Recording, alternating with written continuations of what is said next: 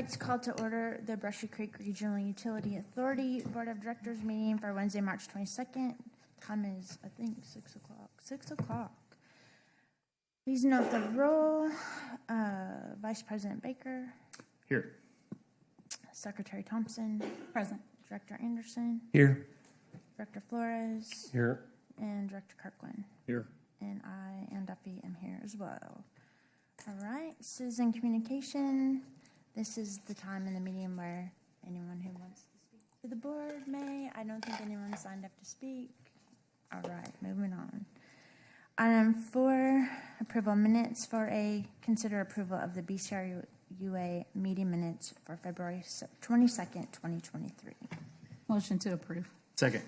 Motion and a second. All those in favor? Aye. Aye. None opposed. Motion passes.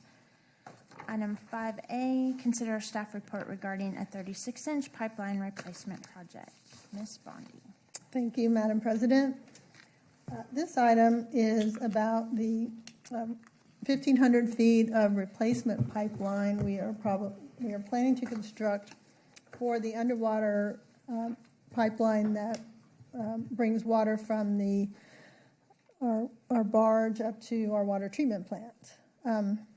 So the original schedule that we have talked to you about for this project was to advertise for a contractor next month, award the contract a few months later, and then construction would be completed in May of 2024. So the longest lead item related to that schedule is ordering and procuring just the pipe material itself, which is expected to take about 8 months. So the operating committee and our engineer, we've been discussing this, ways that we could expedite this pipeline. And we're recommending that BCRUA go ahead and procure the pipe materials as soon as we can. And then as we go through the process of selecting a contractor, getting a contract, we will be way ahead of the time frame when the contractor could order the pipeline. And then we would put in his contract that they have to use the materials that we provided. So we would like to go ahead and move forward with that, procuring the pipeline. And then we'd go ahead and advertise for the contractor at the same time.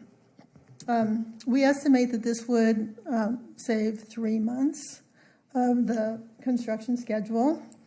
And another advantage of that is currently under our current schedule, we would complete construction in May timeframe. Well, one of the things we need to do is take the raw water intake structure out of service for about a month to make the connections from the new pipe to the current pipe. And so what this new schedule would do is allow us to move that forward such that it would occur more in mid-January to mid-February when water demands are lower. Then that would have less impact on the member cities' customers than a springtime shutdown. So what I plan to do is bring an agreement to the board next month for BCRUA to purchase the pipeline materials. The purchase would be through Buy Board, which is a purchasing cooperative for municipalities. And Buy Board vendors have already been through a competitive procurement process, which expedites the award of a contract. We're estimating that the pipeline procurement cost would be between $1.7 and $2 million, which is of the total estimated cost of about $7.8 million. So just wanted to give you a heads up about that and answer any questions that you might have at this time. Just one question. So this sounds like a good plan to me. I'm just curious that we anticipate whoever might bid on the project would then be able to mobilize that much quicker. In other words, a lot of times contractors have a delayed time of actually mobilizing, getting on scene. having the pipe here, I understand that would shorten the process of getting the materials here, but do we suspect also that the labor would be able to move up their time frame once we award a contract? Since they would not have to wait the full 8 months they normally would have, they'll have plenty of time there, I think, to plan, to execute their contract, to get in Sooner. sooner. Yeah. Okay. Thank you. Any other questions? No action. No action. Okay. All right, thank you. Item 6, Resolution 6A, consider a resolution determining that competitive sealed proposal is the delivery method which provides the best value for the underwater pipeline improvements project. Thank you. In fact, if you want to read the second resolution, we could do them both Okay. together. They're very similar. And 6B, consider a resolution determining that competitive sealed proposal is the delivery method which provides the best value for the 6 million gallon clear well project. Thank you, Madam President. For contractor procurement, BCRUA prefers to use the competitive sealed proposal delivery method. In order to use this method over the low bidder method, the board must take action to select this method. And I've asked Aaron Archer, our engineer from Water Partners, to explain why this is the best value approach for BCRUA. Thank you, Karen. Good evening. Competitive sealed proposal is a procurement method that considers price as well as qualifications to obtain a best value selection of a contractor for the owner.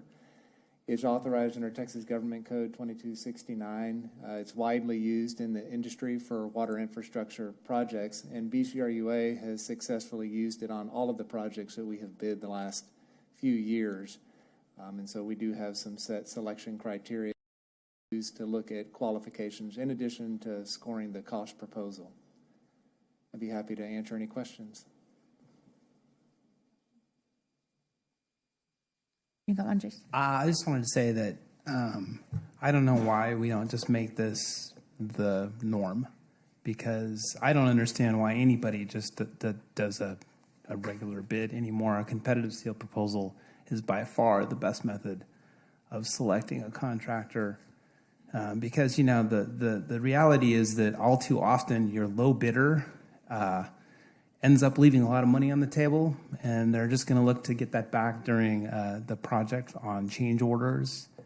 And much better situation to be able to look at what a contractor really offers in terms of capability and weigh that against the cost and make the best selection that is, and it's not always the lowest cost contractor. And ultimately, selecting the best contractor will save a city money in the long run, probably 9 times out of 10. So I don't know if in the future we could just make this a change so that we don't have to do this resolution every time, but that would be my recommendation. This is our attorney's interpretation of the law, is that before every award, we need to explicitly approve it for that project. But no, we all agree that that is the... And maybe that's what Lubbock uses this exclusively. LCRA had been doing it when they had water plants, water and wastewater plants. So maybe they had to do the same thing. I don't know. I didn't know that, if that's the case. Yeah, I tend to agree. Due to the complexity of what's being bid, it's not like buying office equipment. It's very specialized, and I believe this method is probably the best method for moving forward with any procurement. That's good to hear. Thank you. All right, so we have 2 resolutions before us. Madam Chair, we need to take them up one at a time, I presume? Yes. All right, I'll make a motion to approve item 6A as presented. Second. Motion and a second. All those in favor? Aye. Aye. Motion passes. And I'll make a motion to approve 6B. Second. All right, motion and a second. All those in favor? Aye. Aye. Motion passes. Thank you. That was pretty easy. 6C, consider a resolution authorizing the president to execute a contract with Excel Construction Services, LLC for the Phase 1D Water Treatment Plant Expansion Construction. Thank you, Madam President. We're excited to be expanding BCRUA's water treatment capacity once again. And Phase 1D will increase capacity by about 30% from about 32.5 million gallons per day to about 42 million gallons per day. So we have that, if you look in your packet, the second item is the phasing plan that we talked about last month. So if you can pull that out, it's right behind your agenda. And this shows where Phase 1D is. If you look on the right side where the blue box is, that is our Phase 1. And the darker color blue is Phase 1C, which we completed in 2020. And the navy blue is the Phase 1D that we're looking at today. You can see over on the left side of that diagram also a circle that shows some of the solids handling equipment that we are also adding. So when we finish 1D, it will complete the Phase 1 project, the whole plan for this blue area. And then as we move on from there, and you'll hear from us later this year, we'll be looking down to the green area where we'll be starting to plan for Phase 2A.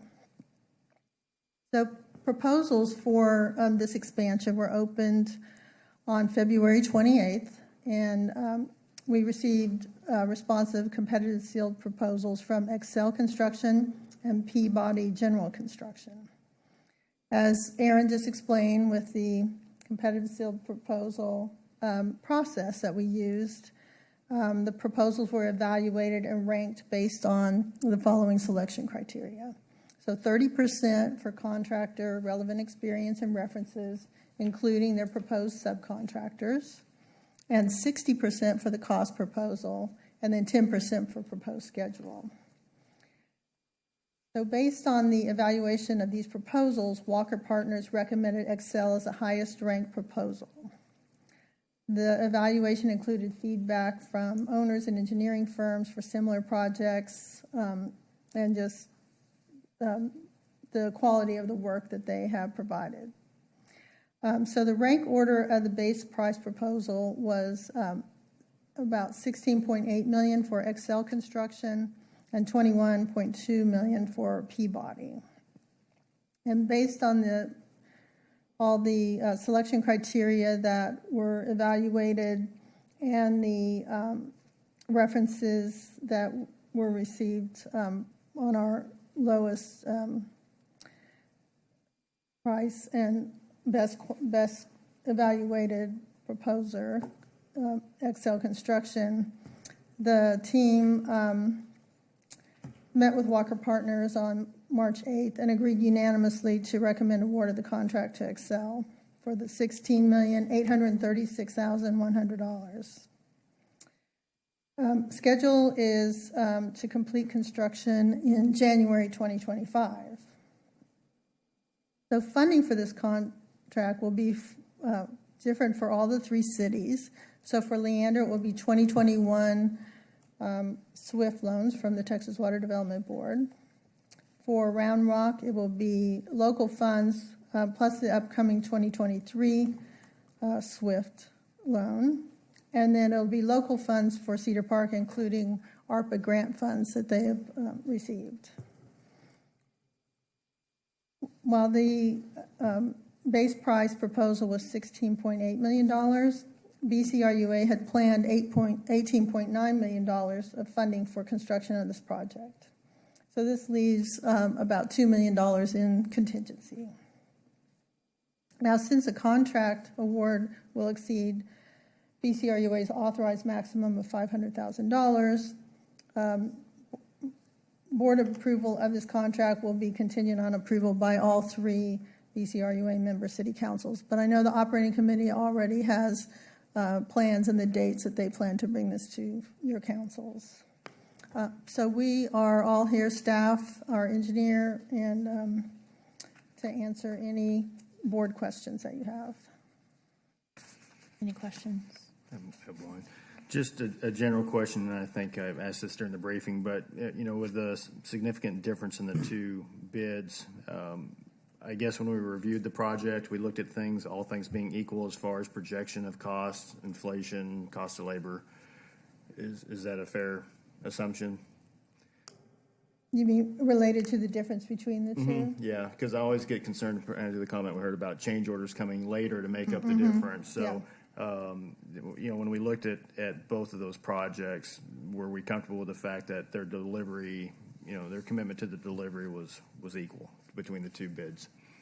That's a good question. So one of the things I think Excel would have expected is that our contractor on the deep water intake and the 36-inch pipeline repair would have bid this project. So I think they felt like there was competition. So I think they gave us what is a very fair price. Also, we know Excel very well. They, just not long ago completed our Phase 1C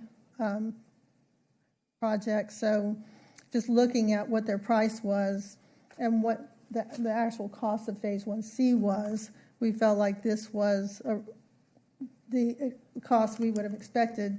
And the engineer's cost estimate for this project was $17.2 million, so it was very close to what, and under what we had projected. So we feel pretty good about that. Okay, thank you. What's the contingency that's built in on this bid? In terms of how much extra funds we have, that's the $2 million. The $2 million. Okay, Yeah. thank you. Now, we aren't planning to spend that, to be clear. Yes, but That would be great. I like savings. All right. We have a resolution. Motion to approve? second. All right. A motion and a second. All those in favor? Aye. Aye. Motion passes.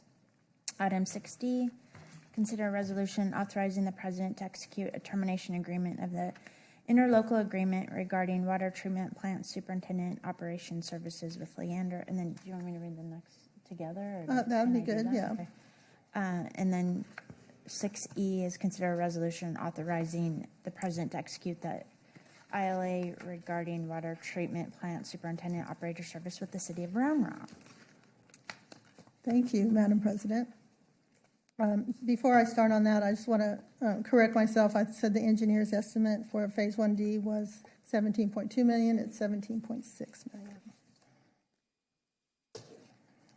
So last month, we discussed how the workload is picking up at BCRUA. You're seeing us bring all these projects to you. BCRUA has, demand is increasing pretty dramatically. And I mentioned how BCRUA water has changed from what was mostly a backup water supply for the three cities to now more of a primary source. And so with the growth and new projects, the operating committee and I are proposing to make some modifications to plant operations. Currently, the water treatment plant operators are Leander's employees, but they work for BCRUA under an interlocal agreement. So the operators report to Leander administratively, but I report to Round Rock. So we are, these next two actions that were just read propose us to organizationally move the operators to report directly to me under Round Rock. We believe it will improve our efficiency, our communication, and especially as we are, and I'll talk about this in a minute, are looking to expand our staff even further. Right now, we're not on the same network. We have different human resources that we report to.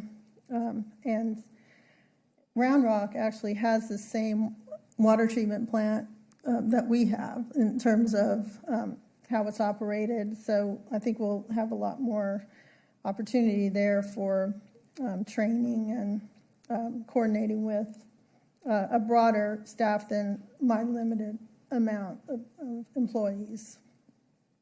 So on the agenda for action today are interlocal agreement revisions. that will move the operations staff from being Leander employees to being Round Rock employees. Now, this will have no substantial change in how we operate, since it's really through an interlocal agreement, and really no change in cost. So we're expecting it to be seamless, other than the employees will have some changes, such as to their type of insurance. And so we've had a lot of discussions. The Round Rock Human Resources staff did a great job coming over and speaking to all of our employees. And so at this point, the Round Rock, these operations staff have a good idea about what they would be moving towards.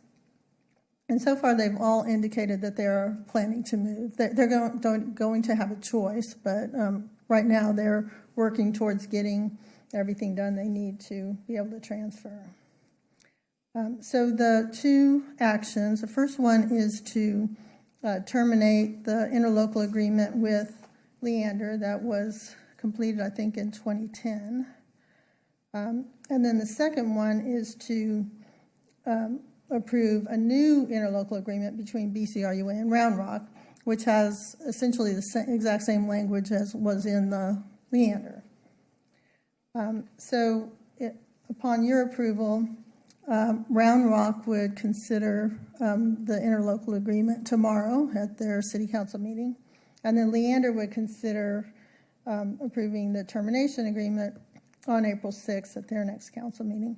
And our plan would be, assuming all that is approved, that the employees would transition on April 16th. So each employee will move at the same salary. They'll bring their same bank for vacation and sick leave. So we're trying to make it really just more of an administrative transfer. So in addition to these two items you have in front of you to implement the interlocal agreements, I mentioned last month, we also are planning to add 2 mechanics positions, a junior and a senior, and 1 IT technician that can help us with our instrumentation and controls. We're looking to develop an asset management plan, since we're gaining so many assets, that will help us track the maintenance for all the equipment, issue work orders to the employees, help us track that we're doing all that needs to be done. And then we'd also like to just conduct a staffing plan to look for the future when phase 2 comes online. It's going to bring a lot more and different types of operations than we've had before. So we'll be able to forecast more what you can expect in the future in terms of our staffing needs. Now, we want to move forward with adding those 3 positions, the 2 mechanics and the IT tech, but I'm not proposing to bring you a budget amendment at this time, because first we're going to have to post the positions, and by the time we get them employed, it will probably be later in the fiscal year, and I'm hoping that we can absorb the remainder of the year costs for those in the budget that we have. I can't promise that will happen, but I'll, at least at this point, we think we can absorb it in. So we won't ask for a budget amendment, and then we'll just add those 3 positions to our budget for next fiscal year. So that's the overview. I'd be happy to answer any questions. That one. So when you were meeting with staff, were there any issues that they brought up or concerns about switching that weren't resolved? I mean, was it all addressed, and are there? I think the biggest one, and I think they got, and I'm thankful that the human resources manager from Round Rock came over to talk to them about this. So they right now are not paying for their insurance, their health insurance.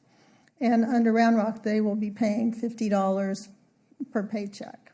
But Round Rock has free health care through their Rock Care. They have any employee could go to their Rock Care facility and see a doctor. It's just for Round Rock employees. And also they can go to any other type of clinic in their areas and also get, not have to pay for seeing a doctor.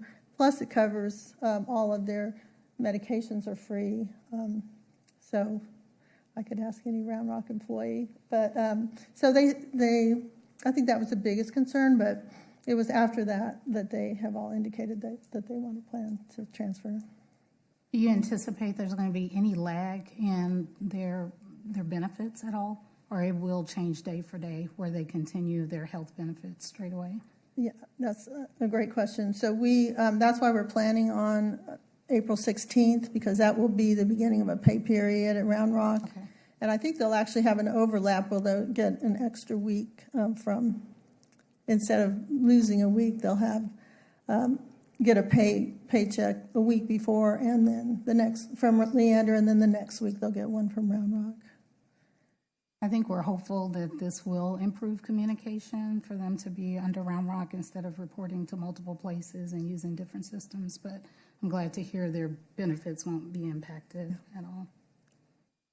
Yeah, that was really important to us, and we spent a lot of time on that. So, and we'll know what will actually effectuate this is Round Rock HR will be sending offer letters to each of the employees stating exactly what their benefit will be, what their balances are, what their salary is, what their new position title will be, and then that employee will need to sign that and agree. And will their seniority roll over as well? Yes, in fact, that was probably one of the trickier issues, because normally when you start at a place, you start at 0 Right. Years, but the Human Resources Director committed to making sure that they come in at the number of years service that they have. Thank you. All right. I'll make a motion to approve 6D. I'll second. All right. Motion and a second. All those in favor? Aye. Aye. Motion passes. Make a motion to approve 6C as presented. And a second. All right. Motion and a second. All those in favor? Aye. Aye as well, and that motion passes. So there we go. All right. We are at item 7, Director closing comments. Director Flores. Thank you, everybody, and I welcome the new Round Rock employees to the best city. To Round Rock. And if anybody else wants to come along, let us know. Thank you. Good night. Good night. Thank you. Good night. Have a nice evening. And I just want to thank the different members of the OC for the briefing time. It's very appreciative and very informative.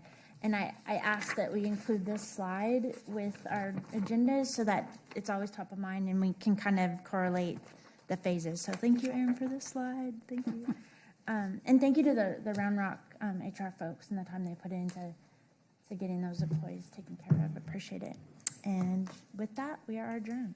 Congratulations.